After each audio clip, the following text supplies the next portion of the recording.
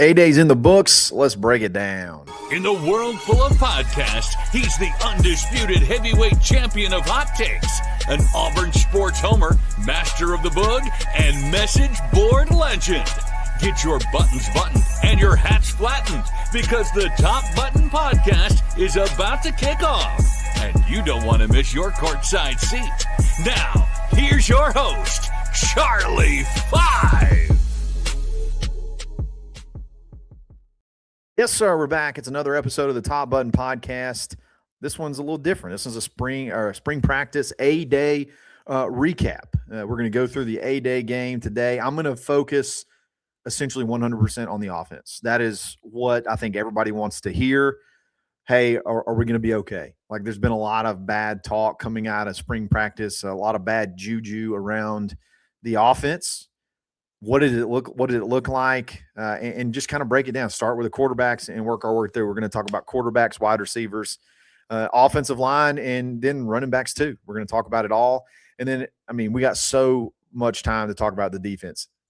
Breaking news, they're good. Okay, so just be ready for that whenever we get to it. But let's jump right into offense. And I'm going to start with the quarterbacks, okay? I'm going to start with Byron Brown. That's who everybody wants to hear. Okay, his box score is not going to be impressive. If you're just looking at the box score, he was 7 of 14 and for 85 yards, and he threw 2 interceptions. Okay, now I'm going to start off with this. If it was full contact, he would have had 100 yards rushing in the first quarter. There was a touchdown that was like I was borderline like aggravated at the whistles that were being blown. If y'all were there, you know what I'm talking about. There's a play where he broke contain and he's walking in for a touchdown and they blow it dead. And, I think it ended up being like a 2-yard gain and it's like an easy touchdown. There was another one where he had a scramble that he gets out in the open field and like nobody actually touches him down the field for like 15 or 20 yards. And it's 1-on-1 with him and a safety. Like he's going to win that battle 9 times out of 10. And they blew it dead. There were multiple times where it could have just been really, really big gains when it's full contact, and it's those type scrimmages really limit him big time. He made one really, really bad throw that I thought it was one really bad decision. He threw an interception, I think, to Bryce Diaz. The pocket was kind of collapsing, and it was one of those flat-footed to kind of throw it sidearm, try to fit something in there. Chaz was there, so like he read it and got he went through his progressions and found him. The ball just kind of sailed on him a little bit, and he obviously it was picked off. So that was a really bad one. The interception to Jared, I wish I could see a replay, but Jared Smith had an interception. He actually had a pick six, and this was the play right after. This is another thing. This is a play right after he's walking into the end zone and they blow it dead. So then they got to run another play, and they're going to run a wide receiver slip screen to the left. Okay, so it's like take the snap, drop back, let the rush come a little bit, and throw it over their head, and you got the wide receiver coming underneath. They ran it a couple of times. They ran it once to Keyshawn Singleton and got a big gain, and like it would have been a really good call for that particular situation. Jared stumbles, okay? Jared stumbles or something because, remember, on a screen, they let him come free. And it's almost like that he wasn't expecting he was expecting contact and there wasn't any, and he's stumbling. So he doesn't really get to where he needs to be before they pitch it out to the wide receiver. So when Byram goes to pitch it out, like the timing of Jared stumbling put him right in the throwing lane. So, and then how often does a defensive lineman intercept a ball like that, like point blank range? It was a freak play, and I know it goes down as an interception in the books and all that good stuff. Byram didn't even chase him to go tackle because he couldn't. It was a freak play, okay? It was a freak play. It was one read, and it didn't have anything to do with his throwing motion. It didn't have anything to do with anything other than it was just a freak play. He had a deep ball to open the game. They really were had two, actually. They were really trying to force the ball down the field, and he missed. I felt like he missed Brian Williams Jr. it was sort of like a skinny post, and he led it a little bit too far, missed that one. And then he threw what I thought was a dime to Chaz Nimrod, and Chaz kind of got sometimes when you're running down the field and you kind of get your body out of position on those deep balls. And it's like he kind of started throttling down before he needed to, and almost like he slowed up a little bit and then realized, oh shoot, I'm not there. Like I'm not there. And it was kind of, I felt like it was right there in his hands, and he just didn't catch it. So that was a 60-yarder, like right off the bat. I saw what I needed to see from Brown.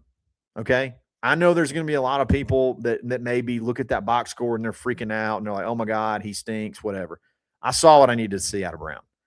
When that dude can run the ball, this offense is going to be, I think, fun to watch, period. Okay. He's going to be good. Like I really think this kid's going to be special. So that's my assessment of Byron Brown. You also had another quarterback who was freaking phenomenal, and that's Tristan Tia. And I got to hand it to him, man. I have had zero expectations for him. Zero. When he came in, I just didn't really have any expectations whatsoever about not only just this year, but like the future for him. Like he's almost, and this is me, and I'm calling myself out, like almost thinking he's a placeholder until you bring in the next guy. And he has completely proven me wrong to the point where he may have a case to say, I'm the guy next year. Like I'm winning the job for next year. He was 15 of 20. He threw one really bad interception, but other than that, he was borderline flawless. Like he had he throws on the run really well.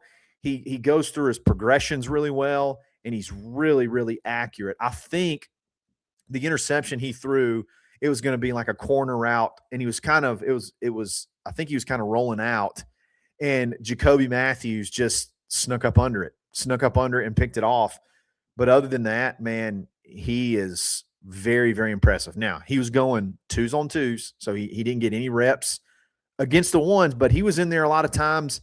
And Cody Sigler, who maybe that'll be a story that we talk about later in the week. Cody Sigler ran with the 2s a good bit. So like there was good players on the other side. It wasn't like it was just, a bunch of scrubs. And I was just so impressed with him to the point where I'm like, man, he could be the future. Like he legitimately could be the future. And this is not just based off of just the A-Day game. He's gotten better every single day as spring's gone on. I actually voted for him for MVP. So I don't know. At this point in time, while I'm recording, I have no idea who won the MVP, but he got my vote. So that's my take on the quarterbacks. I think we're in a pretty good spot there. Okay, now I want to talk wide receivers, and then I want to talk defensive line. But before we do that, I want to give a quick shout out to Ford Stokes, man. Ford Stokes with Active Wealth, and the tailgate we had today was unbelievable. I was so humbled at everybody that showed up and came. Like I honestly, like before the game, we probably had 150 to 200 people there. It was unreal. All you folks that drove, I saw there's people that drove from North Carolina, a lot of folks from Georgia, North Alabama, Mobile, Pensacola, like people coming from all over to hang out. And we couldn't have done it without Ford Stokes with Active Wealth for helping us, put together the tent. And I mean, he took care of everything. So y'all got to show him some love. Reach out to him, let him help you with your planning for your retirement. He's the man. So wanted to give a shout out to Ford Stokes for sure for today. It was spectacular. Let's talk wide receivers. The story of the day is freaking Deshaun Spencer. I told somebody in the press box, and I've said it, multiple times. Deshaun is going to be everything that we thought Malcolm Simmons would be for us without the headaches. The guy that you can move all the way across the formation, the guy that you can get mismatches with, the guy that, he could catch the ball out of the backfield or in the backfield. He can run over the middle. He can catch a short pass and turn it into a big game. One of his prettiest catches and runs was like a 2 or 3 yard catch that he broke like 2 or 3 tackles and got downfield. Like he's probably, it wouldn't shock me if he's the offensive MVP. There was a lot of folks around me that voted for him for MVP. He had 9 catches for 93 yards, 10 targets, and he caught 9 of them. Like he was phenomenal. He didn't score, I don't think. There's only 1 passing touchdown. Yeah, there's only 1 passing touchdown, but he was impressive. So that's something extremely fun to look out for. Now, he got this opportunity. He's getting this opportunity because Christian Neptune was banged up. I think, he was in a sling today. I think he had a shoulder procedure, and he's making the most of it. So that is that's a true freshman, early enrollee, and he just dominated today. He could have played. He caught passes on the 1s. He caught passes on the 2s. Boy, that kid is going to be fun. He is going to be electric. Okay. Keyshawn Singleton. So he didn't play the first quarter. Don't know why. Don't really care. I don't know if it was an injury or I don't know if it was just that was just the plan. He didn't play the first quarter. I don't really care that much. He came in the second quarter and then like boom, boom, boom. He had like 3 big catches all in a row, and he had 1 catch and run, guys. I think it was Andre Jordan Jr. that gambled. He gambled on a comeback route and didn't get it. Okay, so Singleton catches like an 8 or 9 yard dig route. Andre Jordan gambles, doesn't get it. So now you're off to the races. New boy comes up. Okay, new boy comes up, and Keyshawn shook him so bad he fell down. He literally broke his ankles, and he went and turned that catch into like a 15 or 20 yard play. He immediately, as soon as he got in the game, he made an impact. He is every bit as advertised. He is going to be special. He's the alpha of that room. I was a little bit disappointed in Chaz. I expected more from Chaz. Obviously, he misjudged the deep ball. He dropped a slant. I don't think that's, super anything like red flag to worry about. I will say this. One of the knocks on him has always been that he'd have like some untimely drops. That's always been one of the knocks on him. Athleticism for days, speed for days, a little bit inconsistent with his hands sometimes. So that's something, maybe to watch for. I thought that Brian Williams Jr. would get a little bit more run. I predicted him to be the offensive MVP. He didn't necessarily light it up. He only had 1 catch from, the receiving aspect, but dude was grinding on the perimeter as far as blocking goes. Like that's how you earn playing time. You had, let's see who else you had that had some big catches. Duke Smith, man. Duke Smith on that very, very first drive had a bunch of big catches and had a really good catch and run. He broke a tackle from Fred Gaskin and scored on like a, 20, 25-yard touchdown. I think the only receiving touchdown of the day. It was pretty because Tristan was rolling out, hit him, and then he made a catch and run and broke a tackle from Fred and scored. So I feel like, has been getting passed up a little bit, maybe. And maybe he's not as super consistent every single day in and day out at practice.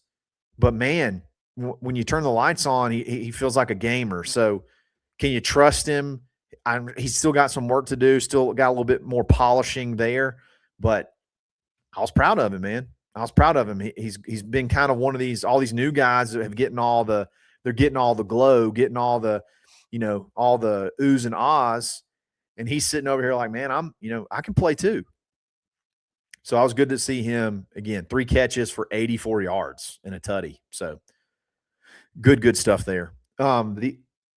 As far as that's pretty much it for wide receivers. It's kind of the tight ends. It's kind of cool. The first play of the game, they threw a tight end screen to Jake.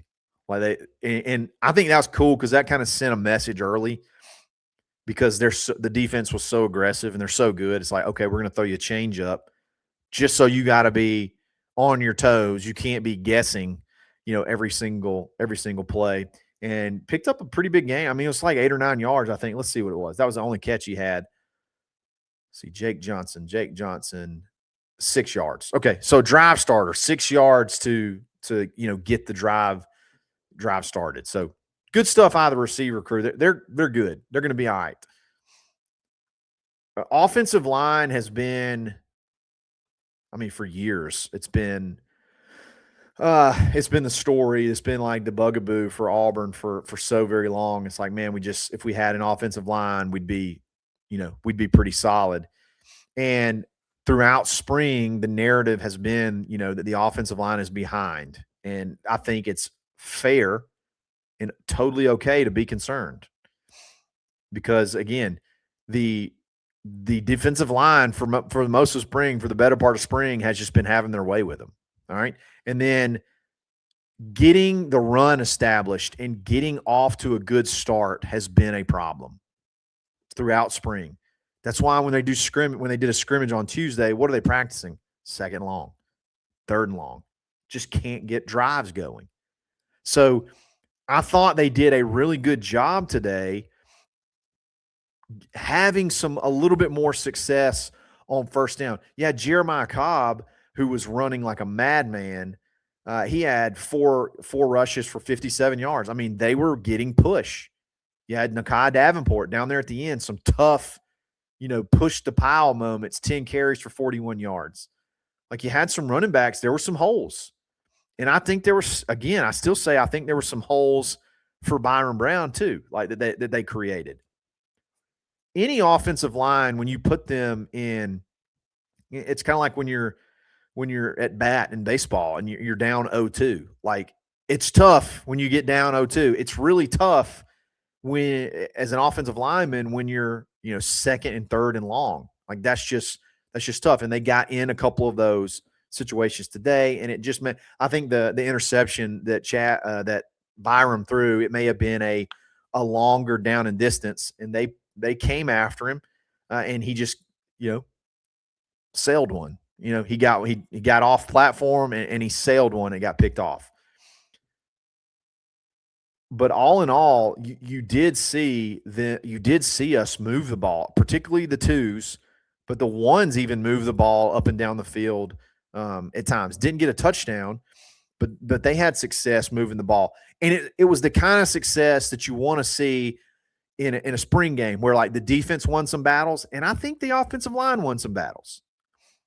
And we're going to talk about this, for the next several months. That defensive line, particularly on the interior, may be the biggest surprise to me of anything in spring. Those guys are good. Okay, so that is a really big good matchup there, as far as ones versus twos, when you got offensive line plus that defensive front. That's a heck of a matchup. And the defensive line has won their fair share. So I wanted to see, hey, can they move the ball at all? Can they get some push? Can they limit penetration?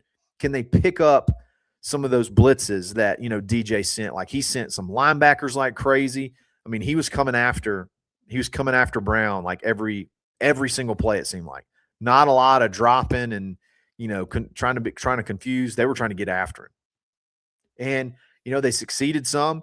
And, I thought we won some battles sometimes that, we got some plays off when maybe we wouldn't have, in past years. So I don't think that this is going to be like an SEC leading offense. They could shock us, but I think there's enough there to build off of, and enough there to digest and feel a little bit better about, going into this offseason and then what they can put together once we get into September. So I know that, when you watch a game, like, you can get a lot of different perspectives. I saw a lot of people that, and maybe there's some arguments that are justified as far as like being extremely concerned about Brown. But what I needed to see was, A, what's it look like when he decides to run? And the times that he decided to run today, he could have run for 15, 20 yards, like literally every single time. I'm telling you, that is going to be demoralizing. His legs are going to be demoralizing. And then, can you stand in there and deliver the ball? And I thought that there were times I thought he looked pretty good at times. And they ran a lot of cool schemes too, where like good drive starter plays where you may sneak Chaz under the formation and hit him in the flat, and then he picks up 4 or 5 yards. It's like an extension, of the run. A lot of stuff like that they can do to help him, and he can definitely push it vertical. Boy, he's got a cannon. He can push it vertical and really stretch the field. And when you got all those guys out there, those wide receivers humming, like, I don't know. I feel much better. I'm not going to lie. I was very, very concerned, very, very concerned heading into that A-Day. I was very concerned about the offense. I maybe haven't voiced that quite enough, or maybe haven't voiced that really at all until now, but they calmed a lot of my fears, because I was honestly, like, I was to the point where the offensive line, I was like, man, they're going to have to really work hard over the summer and into fall camp to just be competitive. And I think that maybe that was a little bit overreacting. So I don't know, y'all, the ones that were there, let me know what you think. Like, let's dialogue about this. How do you feel about Byron Brown? How did you feel about that wide receiver room? How did you feel about the offensive line? I'll just say I was pleasantly surprised, understanding that I went into that expecting the worst, and they surprised me. So that's really, really good stuff. Thanks again to everybody that showed up for the tailgate. We're going to talk defense. We're going to talk position groups. It's talking season. So we're going to talk about all this as the weeks and the months roll by, and we'll see how things shake out. I think there were some surprises on defense as far as maybe some position battles. There were some surprises as far as different formations and stuff like that they threw out there. Like, there's going to be a lot to talk about. So y'all make sure you're tuned in. We're going to have some fun breaking this one down as we go. But like, first impression, thought the crowd was great. Thought the plan was great. The format was fine. I kind of liked it. Just constant offense, constant moving the ball, and switching back and forth. Like, it was a good day. Good day all around. Y'all have a great rest of your weekend. Barncast Live Sunday night, so make sure you're there, recapping it all together as a group. So that should be a lot of fun too. Y'all take it easy. I'm about to hit the road. I'm headed to Gulf Shore, so got to catch my daughter. Got a cheer comp. Got to make sure I'm a cheer dad, so I got to make sure I'm there on time tomorrow for the next performance. So y'all take it easy. We'll talk again soon. It's another episode of the Top Button Podcast. Stay buttoned. Thanks for listening, and drive home safely.